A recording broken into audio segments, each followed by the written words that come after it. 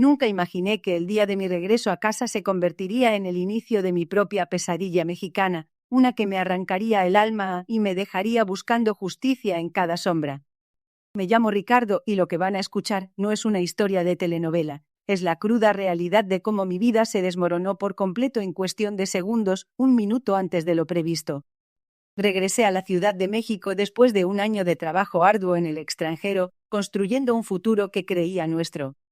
Llevaba conmigo el corazón lleno de ilusiones, regalos para mi familia, y el plan perfecto para una sorpresa. Nuestra casa en Coyoacán se veía tranquila desde afuera, pero un escalofrío me recorrió la espalda. Algo no estaba bien. El silencio era demasiado pesado, el aire demasiado denso.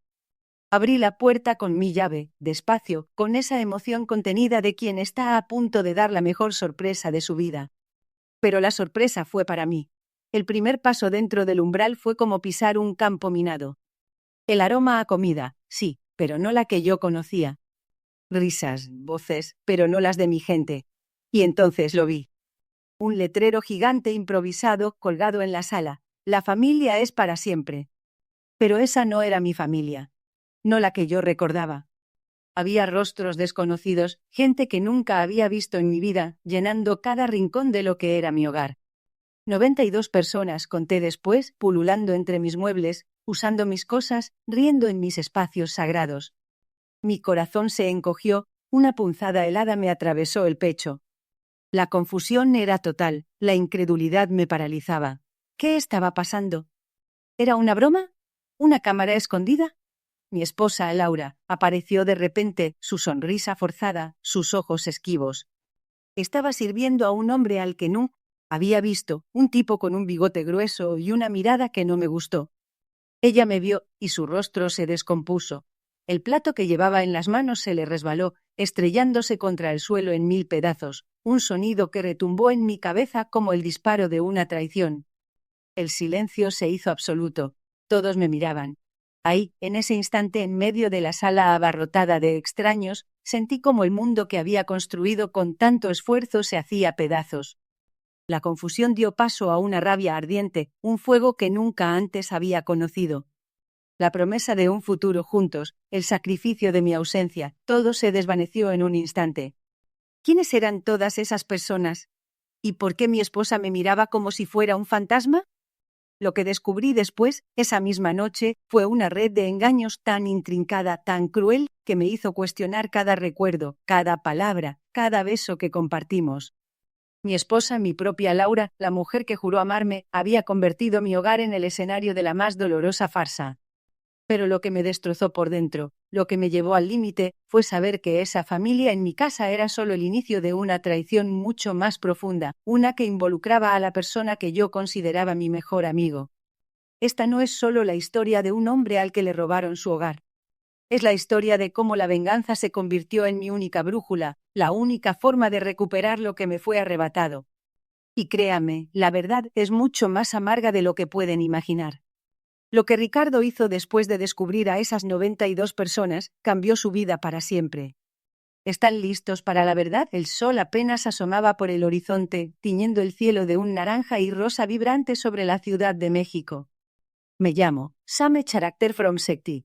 Un uno, y ese amanecer, que debería haber sido uno más, marcó el inicio de la pesadilla que aún me persigue. Había pasado los últimos 2 años en lo que creí sería la aventura de mi vida. Una beca de investigación en astrofísica en la Universidad de Salamanca, España. Mi sueño desde niño había sido descifrar los misterios del universo, y esa oportunidad era la culminación de años de esfuerzo, noches sin dormir y sacrificios incontables. Mi regreso se adelantó una semana. Originalmente mi vuelo estaba programado para el siguiente jueves, pero una cancelación inesperada me permitió conseguir un asiento en un vuelo anticipado. Pensé que sería una sorpresa maravillosa para mi familia. Imaginaba la alegría de mi esposa, Sofía, y la emoción de mis hijos, Mateo y Valentina, al verme aparecer en la puerta, una semana antes de lo previsto. Esa imagen me mantuvo sonriendo durante las 10 horas de vuelo transatlántico. El taxi me dejó frente a mi casa en Coyoacán. Era una casona antigua, con paredes de tezontle y un jardín lleno de bugambilias que mi abuela había plantado. Era el hogar que habíamos construido con tanto amor, cada rincón impregnado de recuerdos. La música se escuchaba desde la calle, un mariachi a todo volumen que me pareció extraño. ¿Una fiesta? ¿Quién celebraría algo un lunes por la mañana? Mi sonrisa se desdibujó ligeramente. Abrí la reja con mi llave y crucé el jardín. La puerta principal estaba entreabierta. Un escalofrío me recorrió la espalda. Algo no estaba bien. El sonido de risas y brindis se hizo más fuerte. Entré, y lo que vi me paralizó.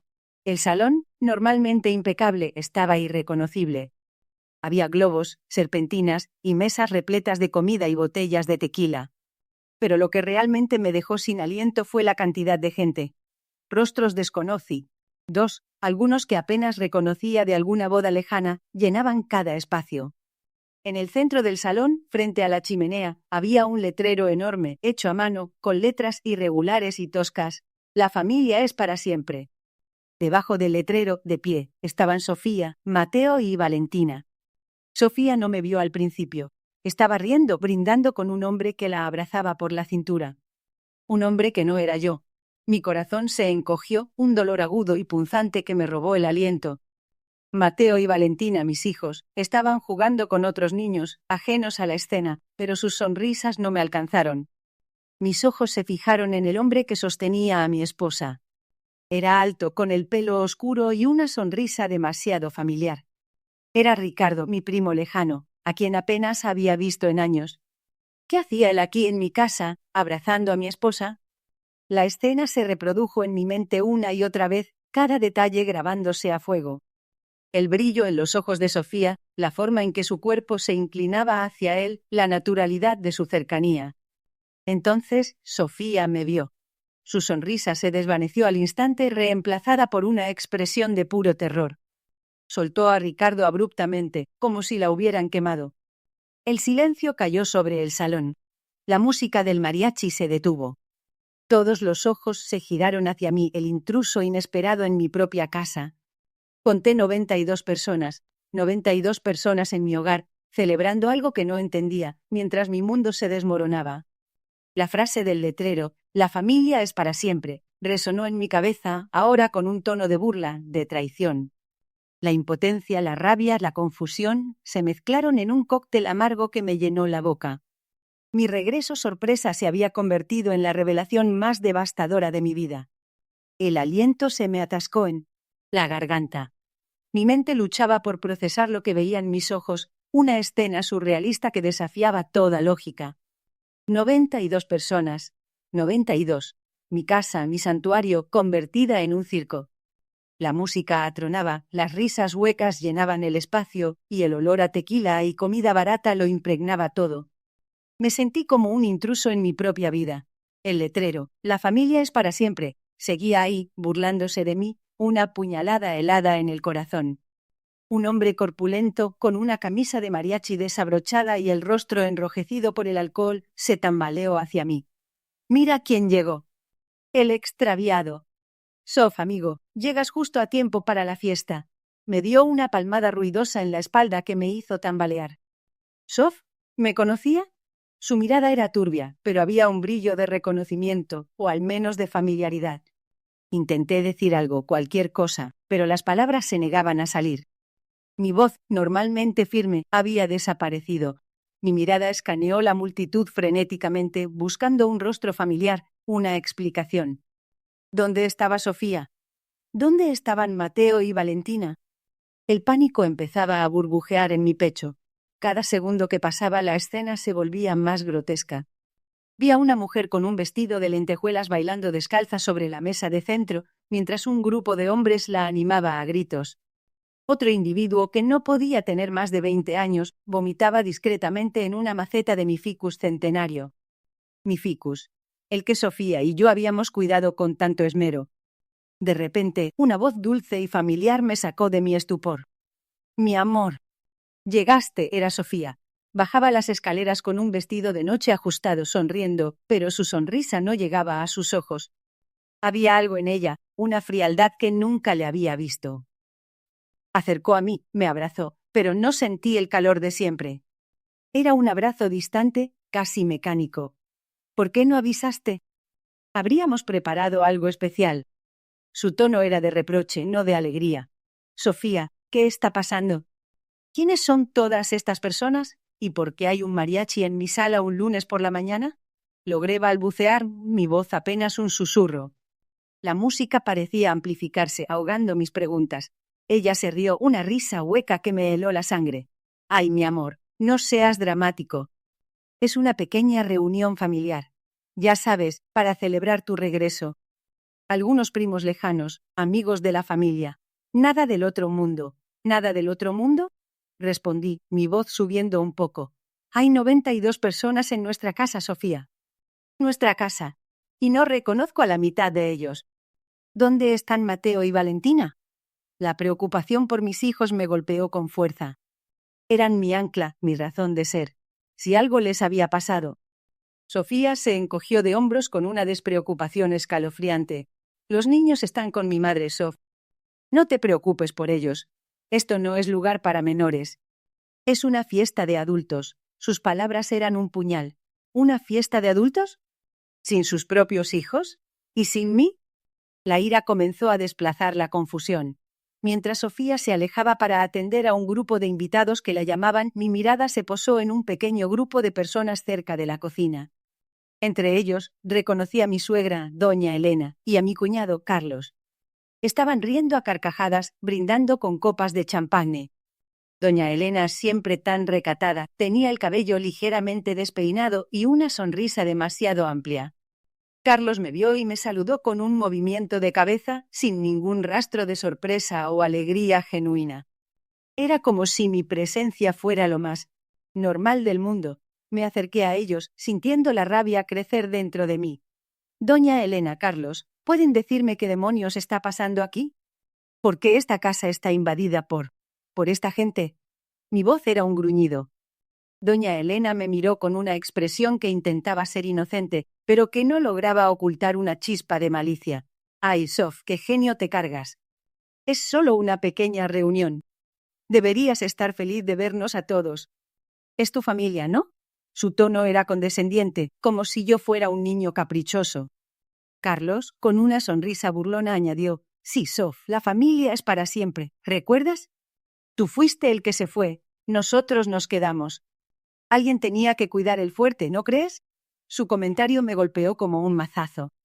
La frase del letrero, que hasta hace unos minutos sentía como una burla, ahora era una acusación directa, una confirmación de lo que mi instinto me gritaba.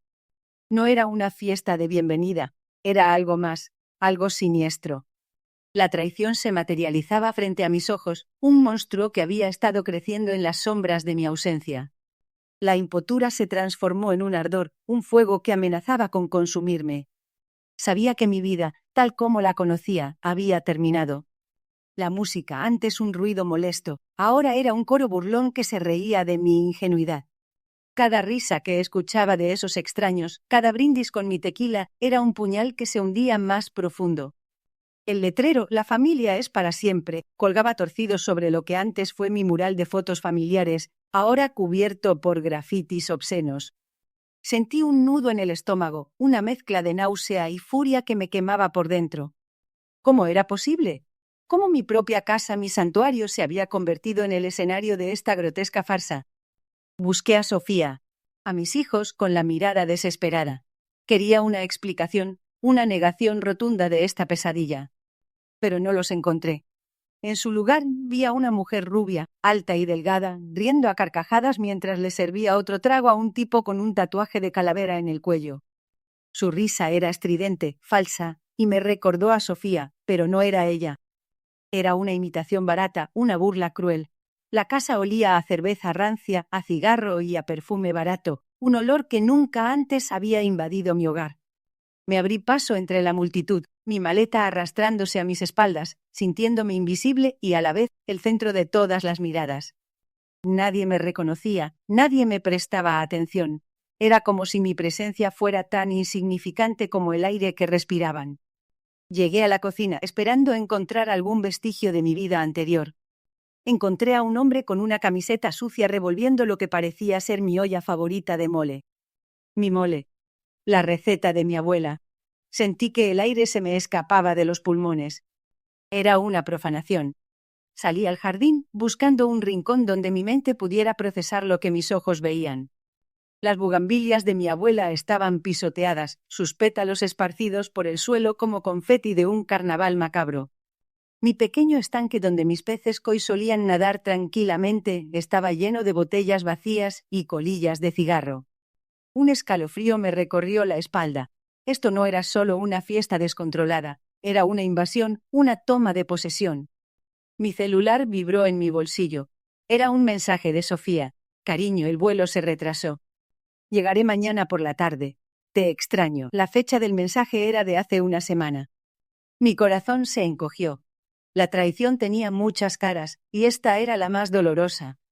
No solo me habían despojado de mi casa, de mi familia, sino que me habían mentido, me habían mantenido en la oscuridad mientras mi vida se desmoronaba. La rabia se apoderó de mí, una rabia fría y calculada. Ya no era solo impotencia, era una necesidad imperiosa de entender, de desenterrar la verdad detrás de esta farsa. Me di cuenta de que mi objetivo había cambiado. Ya no quería recuperar lo que perdí. Quería saber por qué lo perdí. Quería desenmascarar a los responsables uno por uno. Quería que pagaran. Cada risa, cada brindis, cada pisada en mi jardín se sumaba a la cuenta que estaba a punto de cobrar. El primer paso era la discreción. Necesitaba moverme como una sombra, observar sin ser visto, recopilar información. Me dirigí a la puerta trasera, la que daba al callejón. Sabía que nadie la usaría. Era mi salida de emergencia personal. La abrí con sigilo, la bisagra chirrió ligeramente, pero el ruido de la fiesta ahogó el sonido. Salí al callejón, cerrando la puerta detrás de mí. El sol de la Ciudad de México, antes un símbolo de esperanza, ahora me parecía un reflector que exponía mi humillación. Pero la humillación se transformaría en una fuerza, la indignación en una estrategia, y la traición en el motor de mi venganza. Sofía y todos los que estaban dentro de mi casa en mi vida pagarían por esto. No sabía cómo ni cuándo, pero lo harían. Este era solo el principio. El aire de la calle, contaminado por el escape de los coches y el polvo, me pareció un respiro. Un respiro para planear mi siguiente movimiento. Mi vida tal como la conocía había terminado. Pero una nueva vida, una vida impulsada por la sed de justicia, apenas comenzaba. El eco de mis pasos resonaba en la calle vacía, cada pisada una nota en la sinfonía de mi naciente obsesión. La rabia, esa fuerza cruda y abrasadora, ya no me consumía. Ahora me impulsaba. Se había transformado en una energía fría, calculadora. Necesitaba entender la magnitud de la traición, desentrañar cada hilo de esa red de engaños que Sofía había tejido a mi alrededor. Mi casa, ese santuario de recuerdos, se había convertido en un monumento a mi ingenuidad. La primera parada fue el banco. Mis cuentas conjuntas con Sofía estaban vacías.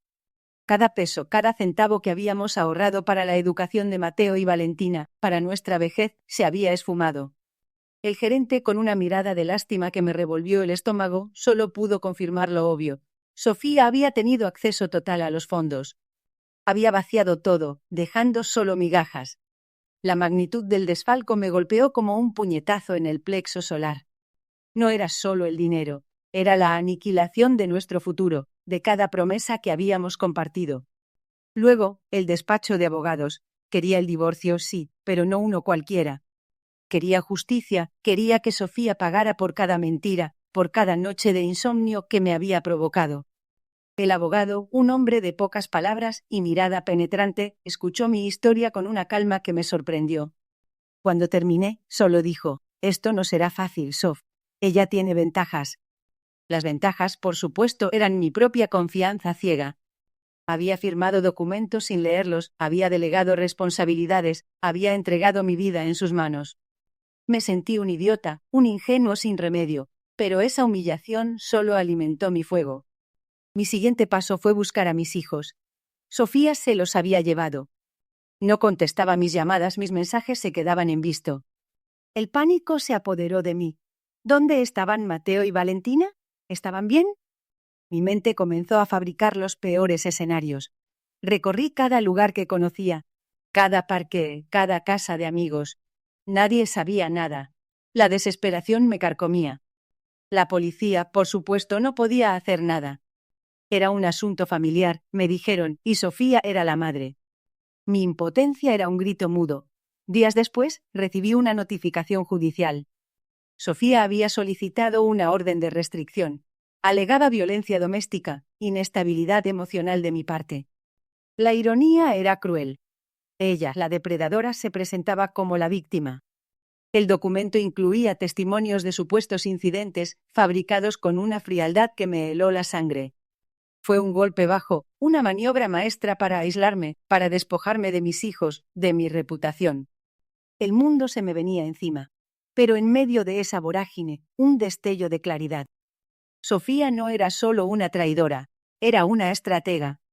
Cada uno de sus movimientos era calculado, cada mentira una pieza en un rompecabezas macabro. La fiesta, el vaciamiento de las cuentas, la desaparición de los niños, la orden de restricción. Todo formaba parte de un plan para borrarme, para que yo dejara de existir. Comencé a investigar a Sofía, no como mi esposa, sino como mi adversaria. Hice llamadas, consulté registros públicos, busqué en Internet. Descubrí que había estado en contacto con abogados mucho antes de mi regreso. Había movido propiedades, abierto cuentas a su nombre. No era un capricho del momento, era un plan meticuloso, ejecutado con precisión quirúrgica. Una noche, mientras revisaba viejas fotos familiares, encontré un recibo escondido en un álbum. Era de una notaría en Guadalajara, fechado hacía 6 meses. Recordé que Sofía había viajado sola a esa ciudad, supuestamente para visitar a una tía enferma. La tía, según recordaba, había fallecido años atrás. El recibo era de la compraventa de una propiedad que ella había adquirido en secreto. Mi corazón dio un vuelco. Guadalajara. La pieza que faltaba. No era una simple huida, era una reubicación estratégica. Había un nuevo nido, un lugar donde Sofía planeaba empezar una vida lejos de mí, con mis hijos y con mi dinero. La rabia regresó, pero esta vez venía acompañada de una dirección, un objetivo claro. La obsesión ya no era un fantasma, era un mapa. Un mapa que me llevaría directamente a ella, y a la confrontación que tanto anhelaba. La justicia no sería un concepto abstracto, sería mi obra, mi venganza. Y Sofía la sentiría en cada fibra de su ser. La obsesión por Sofía se había transformado en una misión. Ya no era solo rabia, era una fría determinación. Sabía que ella esperaba que yo me derrumbara, que me ahogara en la miseria que me había dejado. Pero esa no sería mi historia. Mi historia sería la de la reconstrucción, la de la justicia, la de la revelación. Pasaron semanas que se sintieron como años. Me sumergí en el laberinto legal, un mundo de abogados, documentos y trámites que me resultaba ajeno. Cada día era una batalla. Sofía, con su astucia y su red de influencias, había tejido una telaraña legal casi impenetrable. Sus abogados eran tiburones y yo un pez en aguas desconocidas. Querían despojarme de todo, hasta de la dignidad. Me acusaban de abandono, de negligencia, de ser un padre ausente. Cada mentira me calaba hondo, pero la imagen de Mateo y Valentina me daba la fuerza para seguir adelante. No podía permitir que la versión distorsionada de Sofía fuera la única verdad. Mi primer paso fue asegurar la custodia de mis hijos. Fue una lucha encarnizada. Sofía manipulaba cada situación, presentándose como la víctima, la madre abnegada que había soportado mi abandono. Pero yo tenía pruebas. Pequeños detalles que había ido recopilando sin saber por qué, mensajes de texto de sus viajes de negocios que no cuadraban, recibos de gastos excesivos, testimonios de vecinos que habían visto movimientos extraños en casa. Cada pieza era un hilo que al unirse comenzaba a desvelar la verdadera trama. El punto de inflexión llegó con el descubrimiento de la casa en Cuernavaca. Un detective privado, al que contraté con los pocos ahorros que me quedaban, la encontró. No era una propiedad cualquiera, era una mansión mucho más grande y lujosa que la nuestra en Coyoacán. Estaba a nombre de una empresa fantasma, pero las pistas me llevaron directamente a ella. Sofía había estado vaciando nuestras cuentas, desviando fondos a esa propiedad, preparando su escape. La revelación me golpeó como un mazazo. No solo me había traicionado, me había despojado de mi futuro, de la herencia de mis hijos. La evidencia de la casa de Cuernavaca cambió el rumbo del caso. Presenté las pruebas al juez, quien ordenó una investigación exhaustiva. La expresión de Sofía en el juzgado cuando el juez mencionó la propiedad fue de puro terror. Su fachada de inocencia se desmoronó por un instante, revelando la fiera calculadora que era. Ese fue el primer atisbo de victoria, una pequeña fisura en su armadura impenetrable. El siguiente paso fue el golpe más duro para ella, la verdad sobre el dinero. Mis abogados, armados con los informes del detective y las pruebas de la casa, lograron congelar sus cuentas y presentar cargos por fraude. La noticia corrió como pólvora. Sus amigos de la fiesta, los que se habían reído a mis espaldas, comenzaron a distanciarse. La imagen de la víctima se desvanecía, revelando a la estafadora. La justicia, aunque lenta, empezaba a llegar. El día del juicio final, la estaba abarrotada. La tensión era palpable. Sofía, vestida impecablemente, intentaba mantener la compostura, pero sus ojos delataban el miedo. Cuando el juez leyó el veredicto, declarándola culpable de fraude y ordenando la restitución de los bienes, un suspiro colectivo llenó la sala. Su rostro se descompuso. La vi por primera vez vulnerable, despojada de su poder. La venganza no era dulce, pero sí liberadora. No había euforia, solo una profunda sensación de agotamiento y un atisbo de paz. El camino había sido largo y doloroso, pero había llegado al final de esa etapa. Sofía había sentido la justicia en cada fibra de su ser. La sala de audiencias, antes un hervidero de tensión, ahora se sentía extrañamente vacía. El veredicto había sido pronunciado, y con él una extraña quietud se apoderó de mí. Sofía se había derrumbado, su rostro, antes tan inexpresivo, se contorsionaba en una mueca de incredulidad y rabia. Observé cómo se la llevaban, sus protestas ahogadas por la distancia, y no sentí la euforia que había imaginado. La justicia, sí, había llegado, pero no era el dulce néctar de la venganza que mi alma anhelaba.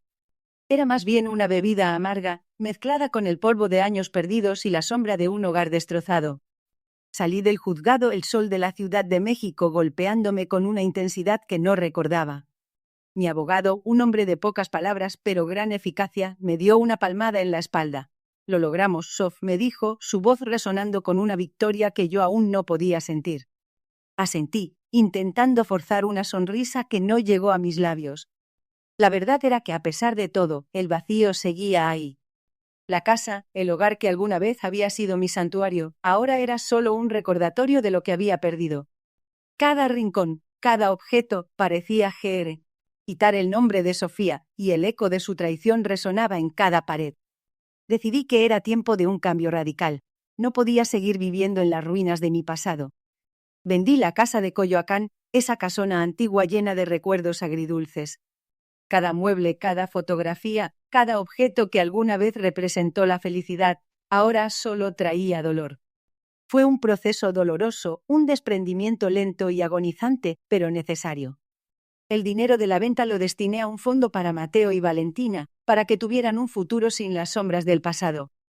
Quería que ellos, a diferencia de mí, tuvieran la oportunidad de construir algo nuevo, algo puro. Con el tiempo la herida comenzó a cicatrizar. No desapareció, pero se convirtió en una cicatriz, un recordatorio silencioso de la batalla librada. Me enfoqué en mi trabajo, en la astrofísica, en desentrañar los misterios del universo, un lugar donde las traiciones humanas no existían. Volví a las estrellas, a los números, a las teorías que me habían dado consuelo en los momentos más oscuros. Encontré una nueva paz en el cosmos, en la inmensidad de lo desconocido, lejos del drama terrenal. Un año después, recibí una carta. Era de Sofía. La abrí con manos temblorosas, el corazón latiéndome con fuerza. No había arrepentimiento en sus palabras, solo una fría aceptación de su destino. Mencionaba a Mateo y Valentina, preguntando por ellos, pero sin un atisbo de verdadero afecto. Fue entonces cuando me di cuenta de que la Sofía que yo había amado, la mujer con la que había compartido mis sueños, nunca había existido. Era una ilusión, un espejismo creado por mi propia ingenuidad. Esa revelación, más que el veredicto del juicio, fue mi verdadera liberación. No había nada que perdonar, porque no había nada que recuperar. La Sofía que me había traicionado era un fantasma y finalmente pude dejarla ir. Sentí una ligereza que no había experimentado en años. La obsesión por la venganza, el resentimiento, la amargura, todo se desvaneció como la niebla al amanecer. Comencé a reconstruir mi vida, ladrillo a ladrillo, con la sabiduría que solo el dolor puede otorgar. Me mudé a un pequeño departamento en San Ángel con una vista al volcán Popocatépetl. La vista me recordaba la fuerza de la naturaleza, la capacidad de la tierra para renovarse después de una erupción. Volví a pintar, a tocar la guitarra, a disfrutar de las pequeñas cosas que la amargura me había robado. Un día, mientras paseaba por el parque, vi a una pareja de ancianos riendo a carcajadas. Sus manos estaban entrelazadas, sus ojos brillaban con una complicidad que trascendía el tiempo. En ese instante comprendí el verdadero significado de la familia. No era una posesión, no era un letrero en una casa, no era una obligación. Era una elección, un vínculo forjado con amor, confianza y respeto. Era algo que se construía día a día, con paciencia y honestidad. La frase «la familia es para siempre» que había visto en mi casa ahora tenía un significado diferente para mí. No era una amenaza, sino una promesa. La familia que yo construiría en el futuro sería para siempre, porque estaría basada en la verdad, en la lealtad, en el amor incondicional. Y aunque el camino había sido doloroso, sabía que cada paso, cada lágrima me había llevado a este momento de paz, a esta certeza de que al final la vida siempre encuentra una manera de florecer, incluso en el jardín más desolado. La justicia había sido fría, pero la vida en su infinita sabiduría me había brindado una segunda oportunidad para encontrar mi propio paraíso. La mirada de mi tía, esa que una vez me había parecido tan llena de amor, ahora solo reflejaba derrota y un atisbo de miedo. Las 92 personas que antes gritaban «la familia es para siempre», ahora se dispersaban, murmullos de vergüenza y decepción flotando en el aire.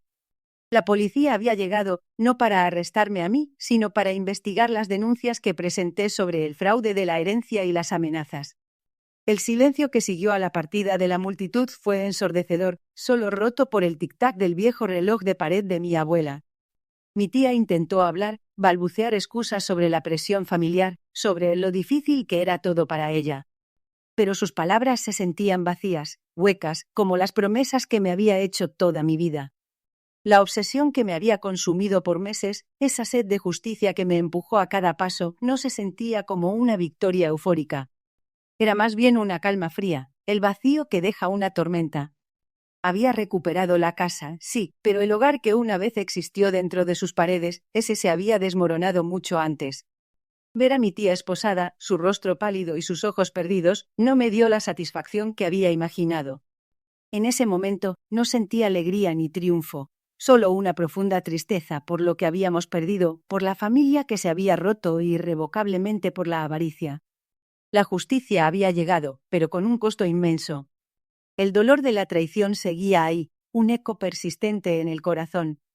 Los meses siguientes fueron un torbellino de abogados, papeleo y la lenta reconstrucción de mi vida. La casa, aunque vacía, se convirtió en un lienzo para un nuevo comienzo. Eliminé cada rastro de ellos, pinté las paredes, cambié los muebles. Cada objeto nuevo era un paso hacia adelante, un rechazo al pasado. Aprendí que la verdadera fuerza no reside en la venganza, sino en la capacidad de perdonar, no a ellos, sino a mí misma por haber permitido que su maldad me definiera por tanto tiempo.